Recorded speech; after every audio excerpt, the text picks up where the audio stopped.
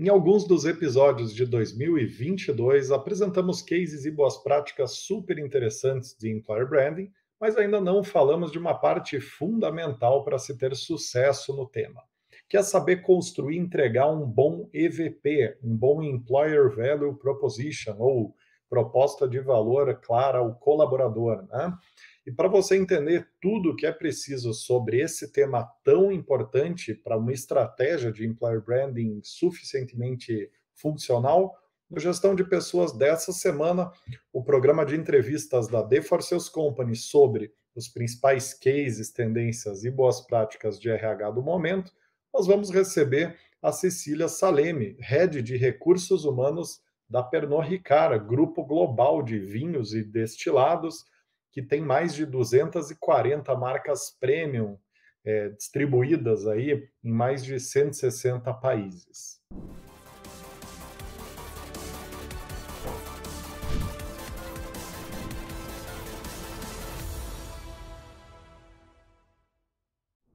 Muito bem, Cecília, muito prazer estar te recebendo aqui. Como é que você está? Muito obrigada, em primeiro lugar, pelo convite, Rodrigo. Eu estou bem. Queria saudar a todos. É um prazer, é uma honra estar aqui com vocês hoje, viu? Nós que agradecemos, o prazer é todo nosso, né? A gente sempre fica muito feliz em receber esses cases, né, de vocês e poder Sim. compartilhar com a nossa comunidade de RH, né? Então, em nome dessa comunidade que nos acompanha, reverta aqui o agradecimento. Cecília, bom, antes da gente começar, né, é importante dizer que esse programa é um oferecimento dos seus jobs, né, a HR Tech da The For Sales Company, que entrega finalistas para vagas de vendas e marketing até 7 dias úteis e conta com o apoio do Engage, plataforma de AD gamificado. Então, para quem é novo por aqui, se vocês gostarem do conteúdo, não deixem de seguir a playlist do programa no YouTube ou nas mais de 10 plataformas de podcast que o programa é distribuído. Muito bem. Cecília, para a gente começar aqui nossa conversa, conta um pouquinho sobre você, sobre a Pernod Ricard e sobre a tua experiência com EVP, para a gente dar um pontapé inicial aqui. Tá bem, então. Bem, Rodrigo, eu sou Cecília, né? Eu trabalho na Pernod Ricard já há 18 anos. Entrei como analista, fui crescendo, hoje sou head de recursos humanos, cuido de todos os subsistemas de recursos humanos e também de toda a parte de sustentabilidade, responsabilidade e comunicação também, né? Então, nesses 18 anos, eu sou um pouquinho mais de mim, né? Eu sou de Vitória, Espírito Santo, né? Eu sou casada, tenho uma filha, né? E falando um pouco de Pernod, a gente tem explorado bastante esse tema de Employer Value Proposition já há alguns anos aqui na Pernod, né?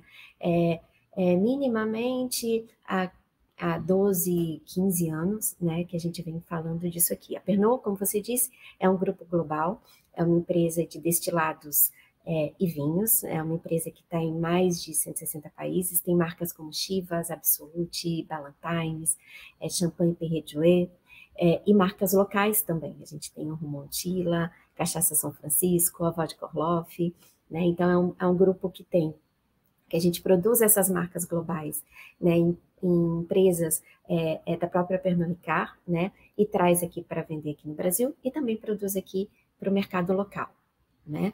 Então a gente já está explorando esse tema de Employer Value Proposition há alguns anos, né, com algumas histórias aí para contar a respeito disso, com certeza, compartilhar.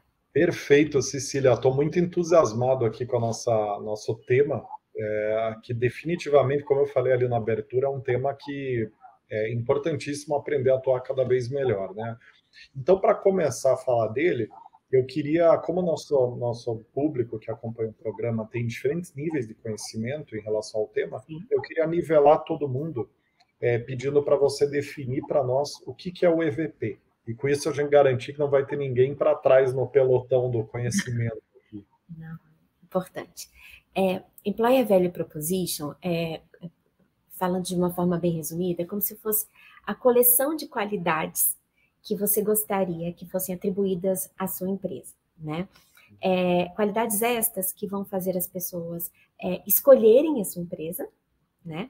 Ou se manterem nela, quando elas já estão na companhia, né? Então, é o que conecta as pessoas à empresa, né? É a experiência que o colaborador tem ao trabalhar na empresa, ao executar as suas tarefas. Resumidamente, é isso. Perfeito, perfeito. E agora, entrando mais a fundo, quais são os componentes de um bom EVP? Quer dizer, quais são os pilares de sustentação dessa cola que faz que conecta a empresa ao colaborador, né? Legal. Geralmente, uma proposta de valor ao empregado, ao colaborador, ele tem uma parte que é uma conexão emocional, como que as pessoas se conectam ao propósito da companhia, à missão da companhia, ao impacto social que aquela companhia gera. Então, essa é uma parte mais emocional. Tem uma outra parte que é mais de experiência da pessoa, como o meu trabalho me desenvolve, como eu cresço nessa companhia, como essa companhia lida com o bem-estar, com a qualidade de vida. E tem uma parte que é mais contratual, vamos dizer assim. É quanto que eu ganho pelo que eu faço, quais são os benefícios que eu recebo, como eu sou remunerado. Então, ele é composto por esses três elementos, né? Numa forma geral, se eu pudesse resumir. Perfeito, Cecília. Agora, para reforçar o conceito, ainda melhor, que eu acho que você foi brilhante aqui no resumo, né? Ficou claríssimo. Eu queria que você contasse um pouco de qual que é o EVP da Pernod Ricard e quais são os pilares desse EVP de vocês. Tá, joia? Na Pernod Ricard, enquanto empresa, a gente se posiciona como criadores de convivência. O que é isso? Nós estamos com os nossos produtos presentes em momento de convivência entre as pessoas. E a gente tem um portfólio extenso com muitas marcas que combinam com cada uma ocasião de consumo, ocasião de convivência. Então, quando a gente tem um churrasco, a gente tem uma vodka que pode estar ajudando aquela convivência. Quando a gente tem um casamento, a gente tem um champanhe e assim por diante. Então, esse asset tão poderoso que é sermos criadores de convivência, a gente quer trazer também para o nosso dia a dia do trabalho. Então, a gente chama de conviviality at work, que é convivência no trabalho. E quais são os pilares, né, desta convivência no trabalho? No fundo, a gente quer desbloquear a magia das conexões humanas, é assim que a gente fala, através do orgulho de pertencer, que tem a ver com esse lado mais emocional que eu comentei, que qual que é a estratégia da companhia, eu tenho orgulho da estratégia, eu tenho orgulho dos produtos, eu tenho orgulho da missão, eu acho que o meu propósito, eu consigo realizar ele no trabalho. Então, orgulho de pertencer fala sobre isso. Depois a gente tem um outro lado, que é sobre empoderar a performance individual.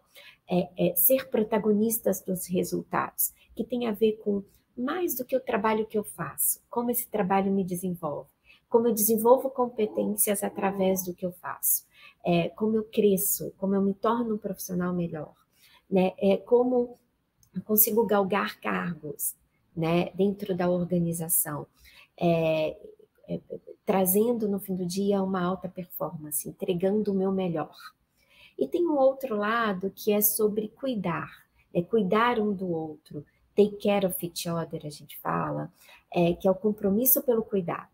Que aí vem os projetos sociais, como a gente impacta o meio ambiente, como também a gente remunera as pessoas para que elas possam, né, ter uma vida né, em casa, com seus familiares, boa, como que a gente trabalha elementos de bem-estar, tudo isso, então, está nesse pedacinho que é sobre cuidar um do outro, né? Juntando tudo isso, tem a nossa cultura Pernod Ricard, né? Que tem os seus valores como o valor da confiança mútua, o valor do empreendedorismo, e que traz muito no cerne a diversidade, né? A gente fala que só existe convivência quando existe diversidade de opiniões, de pensamentos, de estilos. Então, esse é um pouco o que a gente chama de Employer Value Proposition da Pernod Ricard. Muito bem, Cecília. Feito essa apresentação técnica aqui do conceito, né, de ponta a ponta, né? Você falou do conceito em si, depois os pilares e agora deu um exemplo de vocês em relação a isso.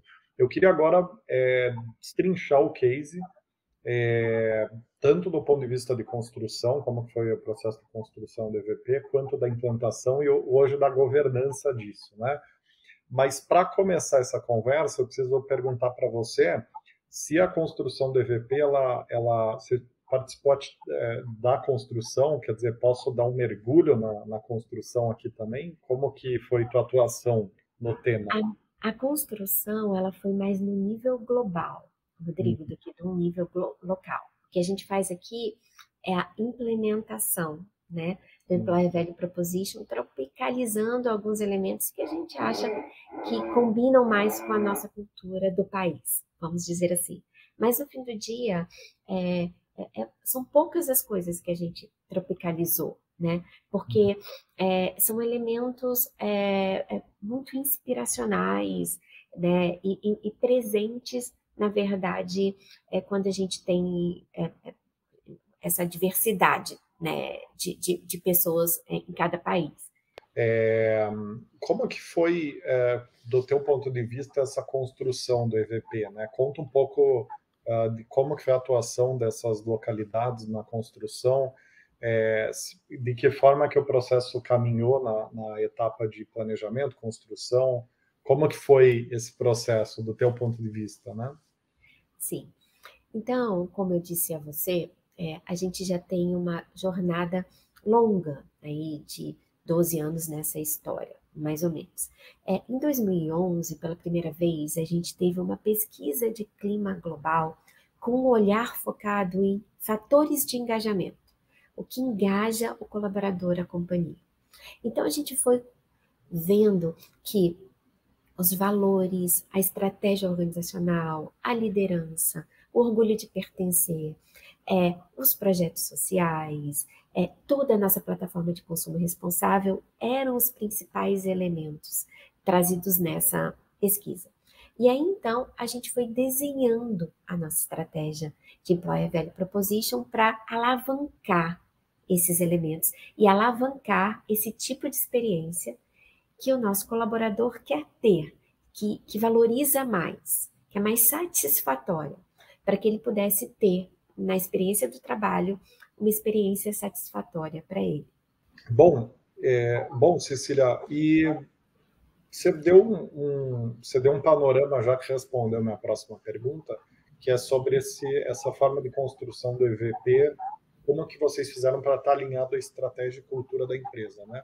Mas uma vez que vocês olharam para os pontos de valor e de alavancagem, fica claro que ele foi da cultura / estratégia para a execução, né? Pelo que eu entendi. Você tem mais algum detalhe em relação a essa construção da estratégia que você pode trazer aqui para nós? É exatamente isso, né? Então, onde a gente quer chegar, né? Como a gente vai chegar lá, né?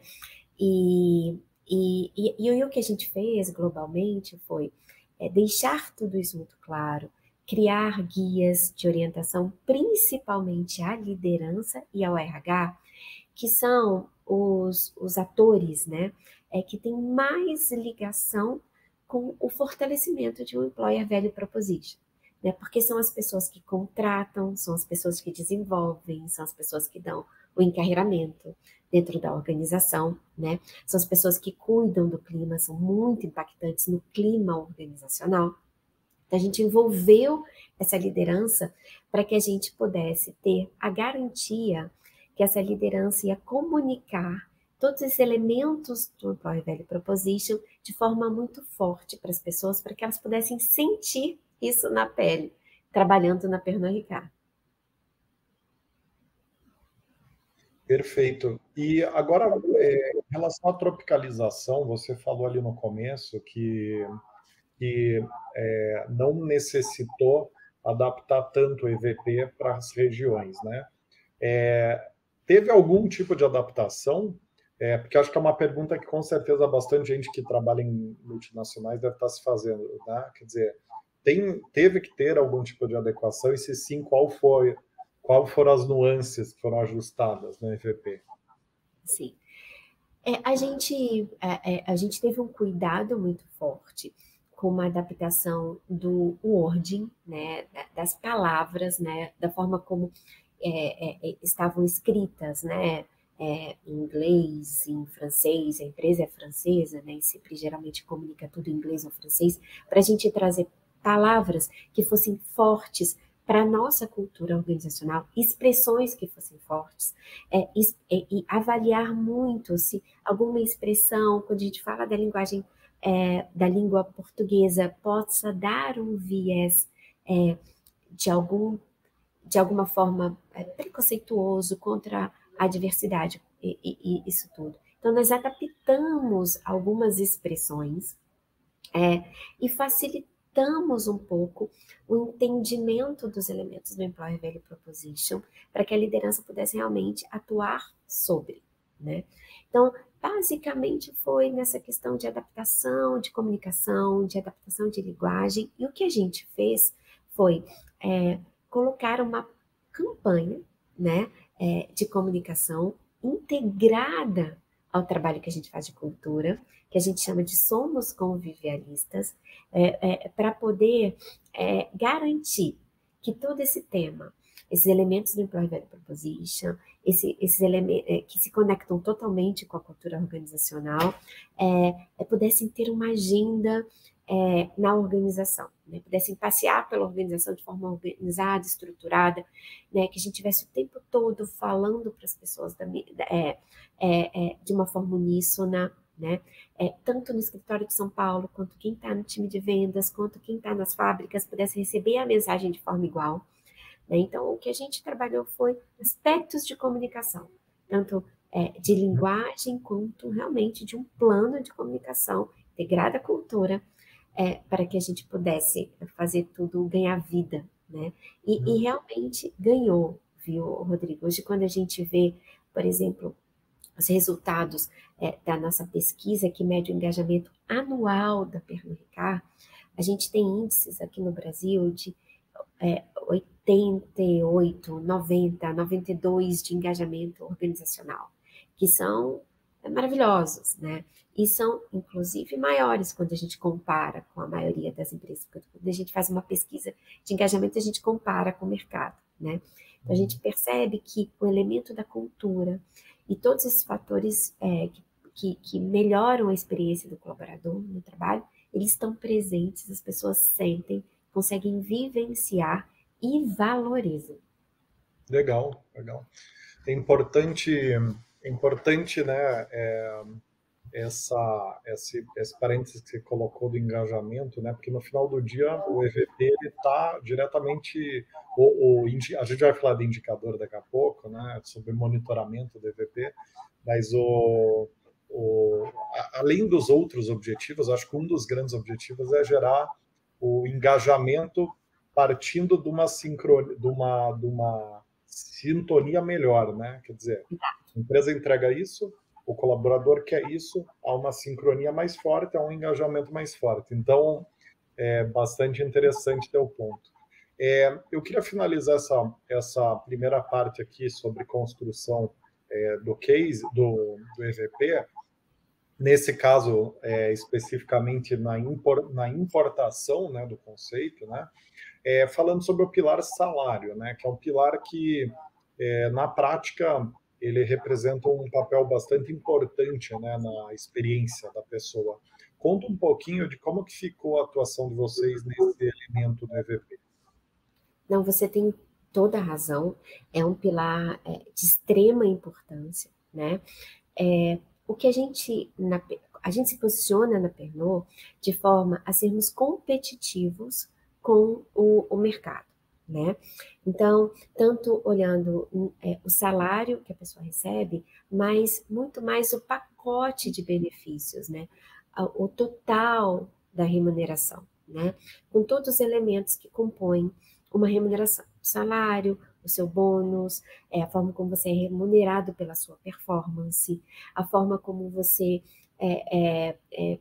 tem de apoio organizacional para temas como plano de saúde, né, como até mesmo vindo de uma pandemia, né, até mesmo em termos de benefícios que te dão apoio psicológico, te ajudam a ter uma educação financeira, porque a gente veio de um cenário que mudou tudo, né, os nossos gastos também mudaram. Então, a gente olha muito para todos esses elementos, tentando ser sempre muito competitivos. Hoje, aqui na Pernod Ricard, a gente fala de estimular a overperformance. Então, todas as nossas ações e projetos relacionados à, à remuneração tem a ver com como que eu remunero mais aquele que está entregando mais também. Como eu reconheço essa overperformance e eu posso estimulá-la, né, através desse elemento, que é o elemento do dinheiro, né? Uhum, perfeito, perfeito. Bom, agora falando especificamente da implantação do EVP, né? Como é que detalha melhor como que foi o plano de lançamento do EVP interna e externamente, né? Pensando que o EVP ele tem essa comunicação para dentro e a comunicação nos processos de recrutamento, que depois eu quero que você detalhe especificamente ele aqui para nós. Mas conta de forma geral como que foi o lançamento do EVP. Legal. Então, a gente tem hoje, Rodrigo, um trabalho forte do time de comunicação aqui. Queria até, né, fazer uma ressalva aqui, né, tenho um orgulho danado do time que trabalha comigo, então, o pessoal de cultura, o pessoal de comunicação, as meninas que trabalham também nas outras frentes do RH, um time muito legal. Então, o time de comunicação teve um trabalho forte para na criação de um Instagram corporativo, onde a gente pudesse contar um pouco de como essa experiência do nosso colaborador para outras pessoas, para gerar nas pessoas vontade de vir para a Pernod. Então, a gente coloca lá as nossas vagas, a gente coloca lá um pouco sobre entrevistas, os nossos colaboradores, eles próprios, de forma genuína, falando o que eles pensam, o que eles sentem pela Pernod Ricard, né? Então, esse é um canal super importante para o nosso Employer Value Proposition. A gente tem também, trabalha bastante junto dos nossos executivos, né? O nosso CEO, toda a nossa diretoria, para que eles estejam sempre presentes no LinkedIn, comunicando o que a gente faz, né? Comunicando o que a gente tem de diferencial, né? Trazendo questões reflexivas, né? Para isso também mostrar um pouco para as pessoas como a gente não só o que a gente faz, óbvio que a gente fala também de resultados nesses canais, mas é muito mais sobre como a gente faz. Então, tem uma estratégia parruda aí de comunicação integrada à cultura, né? E a gente tem em cada subsistema de recursos humanos, e não só nele, porque esse tema do Employer Value Proposition, ele é cross-company, né? Projetos que sustentam isso na prática. Então, quando a gente fala, por exemplo, dessa conexão emocional pelo propósito, pela missão da companhia, a gente tenta sempre comunicar para as pessoas qual é o nosso caminho estratégico através dos nossos eventos corporativos. A gente tem 2 grandes eventos corporativos que trazem toda a estratégia organizacional.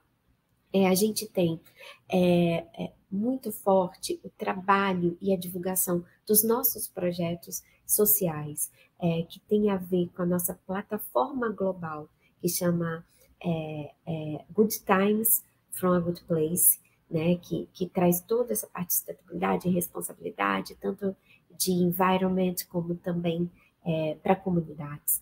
Então, a gente tem projetos de consumo responsável, porque nós sabemos que nossa indústria é alcoólica, então projetos de educação de consumo responsável, que forma bartenders, forma garçons, de comunidades carentes, mas que já chegam nos bares, já chegam nos restaurantes com o conhecimento sobre como como tratar o tema do consumo responsável mais do que somente fazer drinks, porque é importante para a gente. Né? Então, a gente ensina o emprego, ensina a mensagem do consumo responsável. A gente tem também, ainda dentro desse pilar, todo o trabalho que a gente faz de team building, de viver os valores da companhia, das pessoas se conectarem, se integrarem. Quando a gente vai para o pilar de empoderar os resultados, a gente tem projetos anuais de treinamento, treinamentos com grandes parceiros, como a Korn Ferry, como o INSEAD, que desenvolvem a nossa liderança. Também treinamentos para toda a organização, aqueles que não são líderes, para que eles possam se preparar para a sua primeira liderança. Então, tem um trabalho muito forte disso. Tem um trabalho de carreira, a gente divulga todas as nossas vagas internas com muita transparência, para que as pessoas possam se candidatar. A gente sempre fala sobre ser protagonista da sua carreira, né? E a gente tem todo o trabalho de qualidade de vida, de bem-estar, com benefícios flexíveis, com flexibilidade no trabalho, né? Esse aqui, eu estou aqui no nosso escritório da Pernod, que a gente nem chama de escritório, a gente chama de espaço de convivência. A gente está aqui nesse espaço de convivência 2 vezes por semana, o restante do tempo a gente está em casa, trabalhando de casa, produzindo da mesma forma. Quando a gente está aqui, a gente espera que esse espaço providencie conexões entre as pessoas. Então, tem um propósito também ao vir ao escritório, né? E essas ações que a gente tem de qualidade de vida não são só aqui, estão nas fábricas, o nosso cuidado a gente tem um atendimento médico, tem suporte psicológico através de ferramentas. Então, todos esses projetos um pedacinho de cada coisa, um conjunto de ações que no fim do dia fazem com que as pessoas se sintam bem, valorizam, queiram e tenham satisfação em trabalhar aqui na Pernod. Não sei se eu te respondi. Respondeu sim, Cecília. Agora, falando da governança desse projeto, né, de EVP, vocês, a implantação disso, ela ficou com uma gerência sênior ali de Employer Branding? Quem que foi o grande maestro da implantação desse EVP? Porque você deixou claro que ele é um projeto totalmente transversal, que ele tem muito mais da vivência do que do plano, né? Quer dizer, ele precisa aterrissar no dia a dia, ele precisa permear N momentos, N processos de negócio, vamos chamar assim. E aí eu queria te perguntar exatamente isso, quer dizer, como é que foi a governança disso? Tem uma pessoa de EVP dentro da gestão de Employer Branding? Quem que faz quem é o maestro da garantia de que o EVP vai ser, de fato, implantado, né? Tá. Então, dentro da estrutura de recursos humanos, a gente tem, né, uma pessoa, uma gerência de comunicação, uma pessoa responsável por comunicação, e temos uma pessoa responsável por cultura, que também cuida de toda a parte de talent management, né? Então, a gente tem essas duas gerências. Essas gerências, elas criaram esse plano de comunicação integrado de Employer Value Proposition, que a gente chama de somos convivialistas. A gente chama aqui o nosso colaborador de convivialista.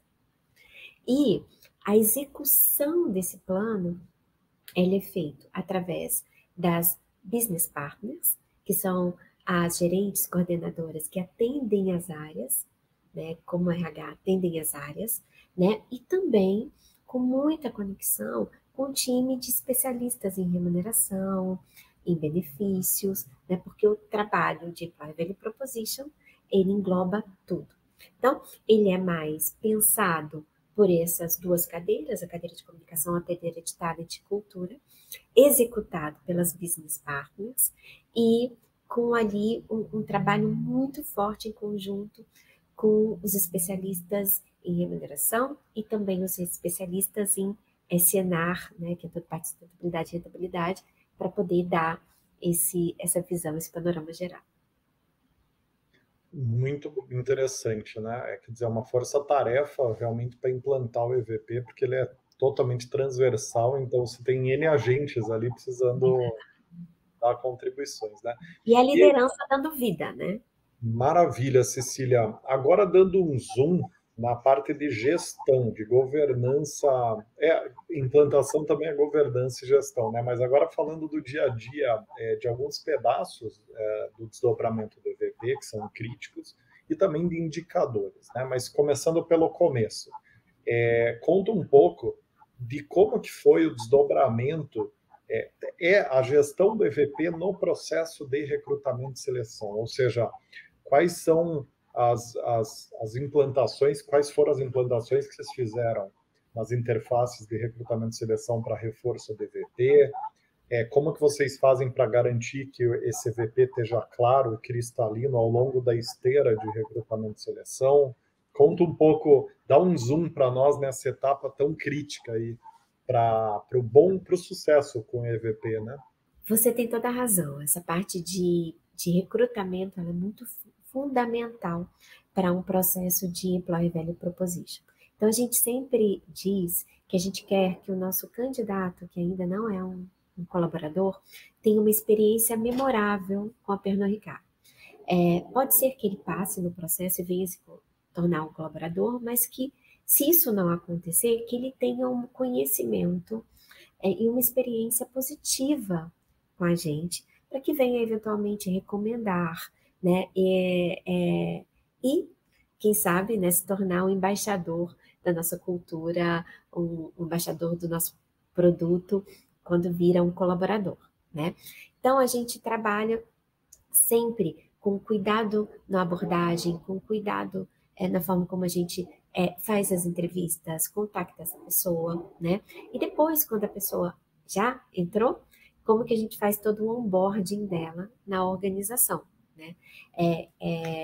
Geralmente, a gente junta todo mundo, minimamente, numa sessão mensal, para que a gente possa contar para essas pessoas um pouco mais sobre quem a gente é, sobre quais são os nossos benefícios, porque muitas vezes as pessoas têm né, a informação quando entram, mas o aprofundamento é muito legal para saber o que tem realmente nesse plano, o que tem aqui que a pessoa pode usar, né? Que a gente vai falar um pouco da parte de compliance, a gente vai falar um pouco da parte ética, a gente vai falar da parte de diversidade. Então, tudo isso vai encantando o colaborador cada vez mais pela nossa cultura e fazendo com que ele fique cada vez mais satisfeito em estar aqui, em fazer parte, tenha mais orgulho de pertencer.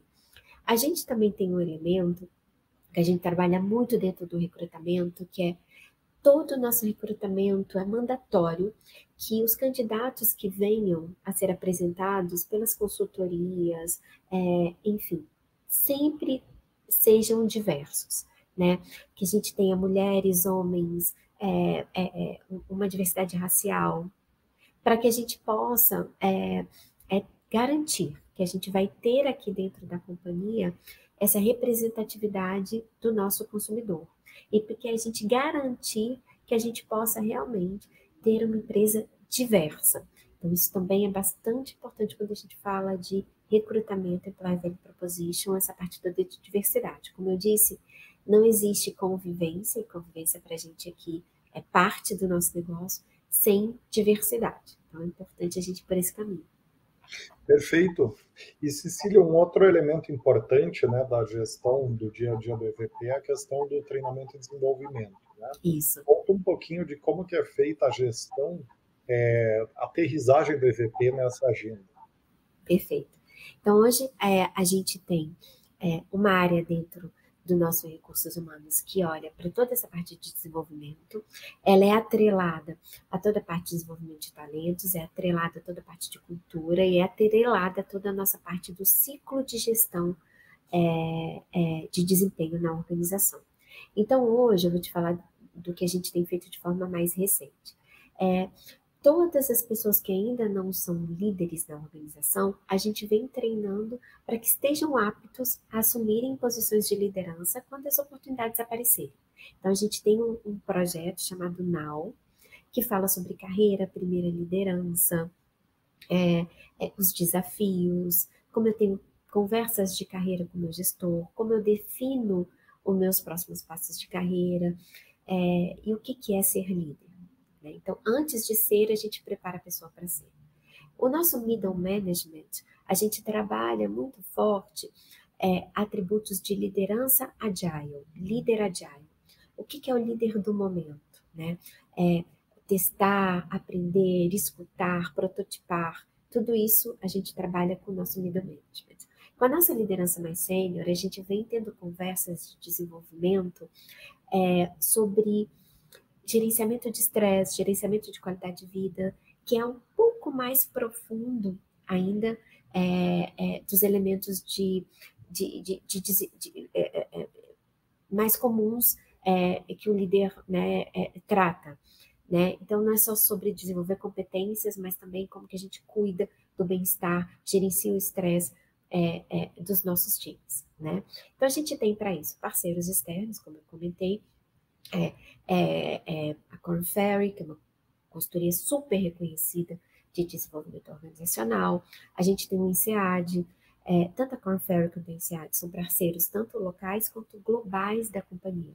Então, a gente faz o desenvolvimento local integrado ao global, para que a gente possa, né, ter os nossos talentos desenvolvidos para que eles estejam hoje no Brasil, mas eventualmente possam se movimentar em termos de carreira para outros países, né?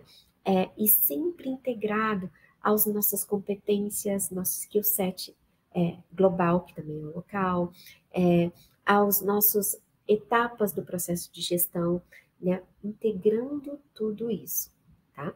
Então, a gente faz mais ou menos esse desenho organizacional. Parece Perfeito. complexo, mas na prática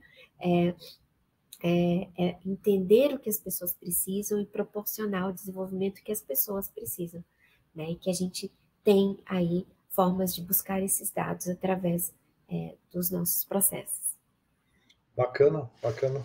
É quase que um componente que precisa ser levado em conta na hora de definir estratégia, né, dos temas da RH como um todo, né, o EVP, que você tem de um lado a estratégia do negócio pura e simples, que é o objetivo do negócio no longo prazo, isolando o elemento humano, se é que dá para fazer isso, e do outro do colaborador para a empresa, né? Quer dizer, qual que é o valor que ele busca, qual que é o valor que a empresa se compromete a entregar e como é que esse valor vai ser entregue no treinamento e desenvolvimento, vai estar claro no recrutamento e seleção. Exatamente. Então, quase que um ingrediente, é uma perspectiva que precisa ser trazida na hora de definir estratégia de T&D, a estratégia de recrutamento e seleção, né, e tudo mais.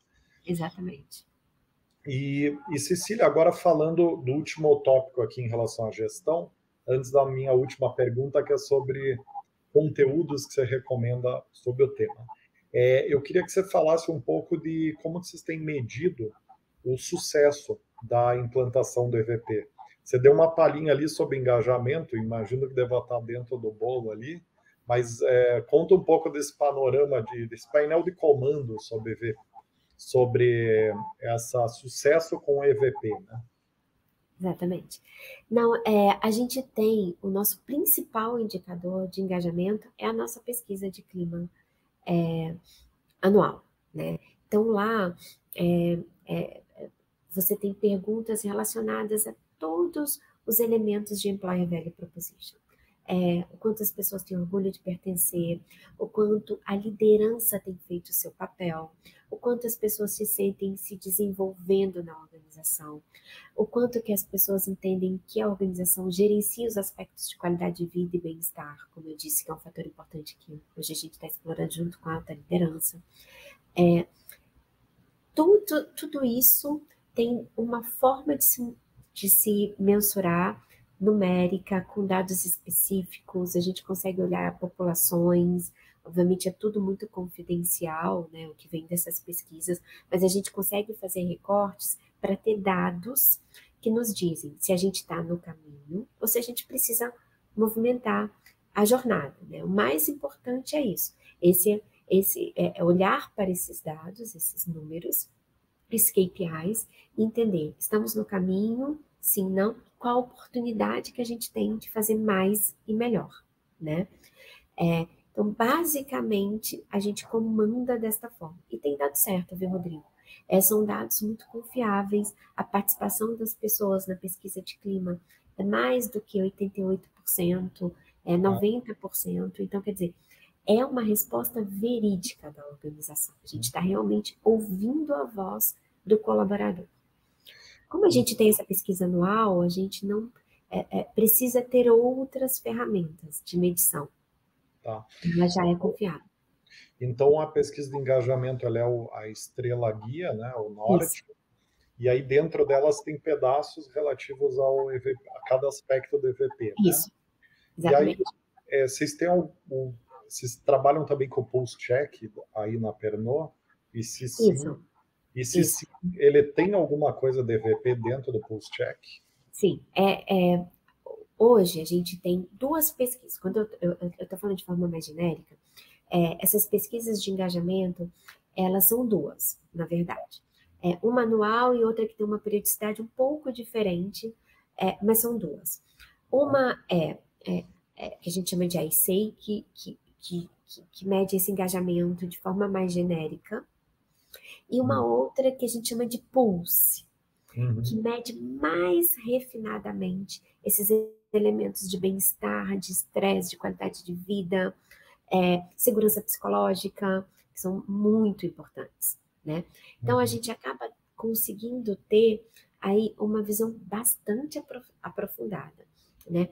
Uma mais global e uma mais refinada nesses aspectos que a gente entende que são super importantes, né?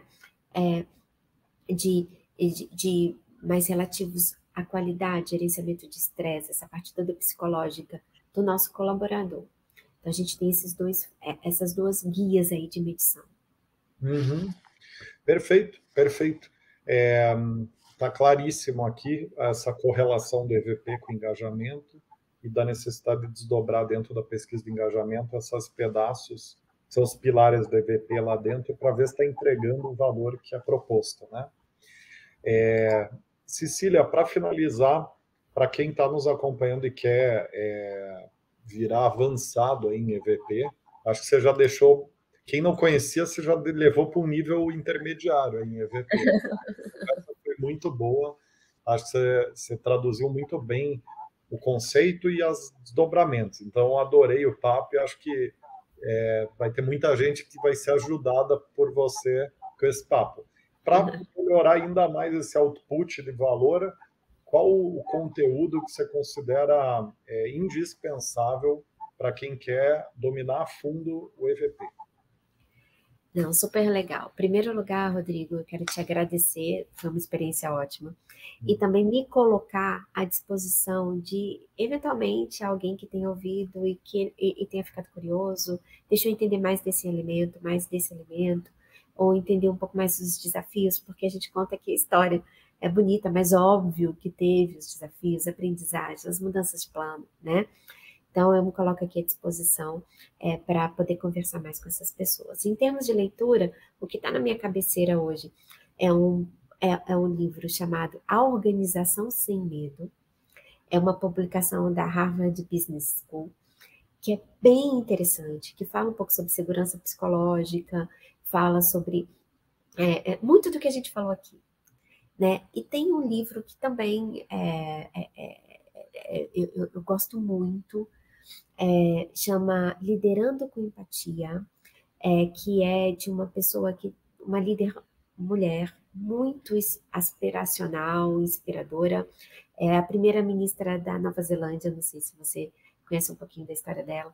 Ela escreveu esse livro, é super interessante, fala de outros aspectos da liderança, mais emocionais, mais afetuosos, né? Não só sobre cobrar o resultado, que é super importante, mas também criação de propósito, tudo isso é bem legal, tá? Então chama Liderando com Empatia, que é super interessante. Se você quiser, depois eu te passo, a gente coloca nos comentários alguma coisa assim, mas são dois livros que eu acho fundamentais para a gente poder conseguir ter uma gestão profissional, que leve a performance, mas que também seja muito humana, né? E que possa entregar essa experiência, essa conexão que a gente está falando aqui. Muito interessante. Você já trouxe um elemento adicional aqui, que é a empatia como motor do EVP, né? Que eu não tinha ainda feito essa associação, mas faz todo sentido. Quer dizer, para você entender o valor que você tem que entregar, você tem que empatizar com a pessoa. Então, achei muito interessante você ter trazido esse ponto aqui. Acho que me conectou várias coisas na cabeça aqui que você tinha falado lá atrás. Né? Sim, com certeza. Daria até um outro episódio aqui sobre o papel da empatia. Uma absoluta. Se a gente for, né, pensar em empatia, se a gente for pensar em segurança psicológica, sobre ambientes de segurança, sobre conversas não violentas, tudo isso são elementos que estão aqui permeando tudo que a gente conversou, com uma força enorme e que, como você mesmo disse, daria 2, 3, 4 papos a mais, né? São a gente ir um pouco mais a fundo ainda, né? Nisso. Maravilha, maravilha. Cecília, queria te agradecer demais pelo papo, adorei a conversa, não tenho dúvida que ajudou muita gente aqui com isso. Para você que está nos acompanhando até aqui, não deixa de conhecer os seus jobs, que é de Artec, da The For Sales Company, que entrega finalistas para vagas de vendas e marketing até 7 dias úteis, e também seguir nosso programa nas principais plataformas de podcast, também no YouTube, no local da sua preferência. Por hoje é isso, nos vemos no próximo Gestão de Pessoas. Um abraço a todos e todas, em especial para você, Cecília, e até lá.